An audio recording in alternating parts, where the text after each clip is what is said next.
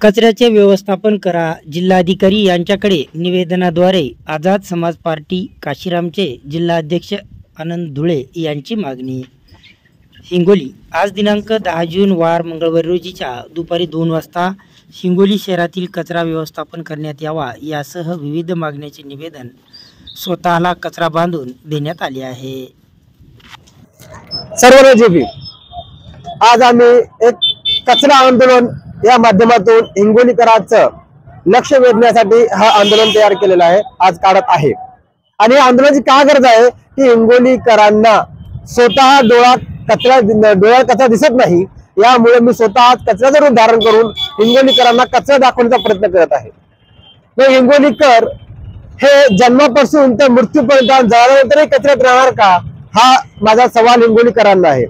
कारण सर्व चारही बाजूने जर पाहिलं तर हिंगोली जिल्ह्याच्या चौ बाजूला कचराच कचरा आहे. आणि त्याहून दुर्दशा म्हणजे सरकारी कार्यालयाची. या सरकारी कार्यालयामध्ये जेव्हा नागरिक जातो तिथे कोणत्याच प्रकारची स्वच्छता नाही आहे. आणि अशी घाण, इतकी घाण पसरलेली आहे की बाथरूम मध्ये चक्क तशी संडास आहे.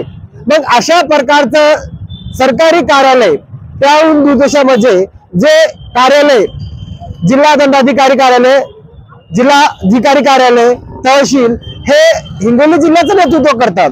मग हिंगोली जिल्ह्याचं नेतृत्व करणारं कार्यालय जर अतिशय घाणीमध्ये असेल तर मग हिंगोलीच्या नागरिकांचं अस्तित्व काय, हिंगोलीच्या नागरिकांना स्वच्छता समजली का? शासकीय कार्यालय जेव्हा आम्ही बघितले तेव्हा आम्ही थक्क झालो.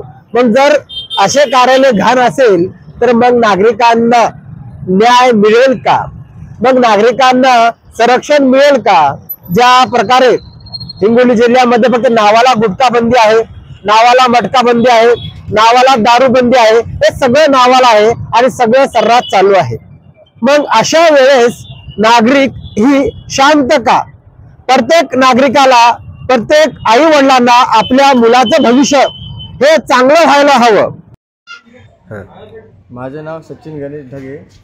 हिंगोली जिल्ह्यामध्ये भरपूर कचरा झालेला आहे, तरी सर्वांना या कचऱ्याची जाणीव घेऊन या कचऱ्यावर कोणीतरी प्रश्न असा उचलाय पाहिजे की कलेक्टर साहेबांना निवेदन इकडं देण्यात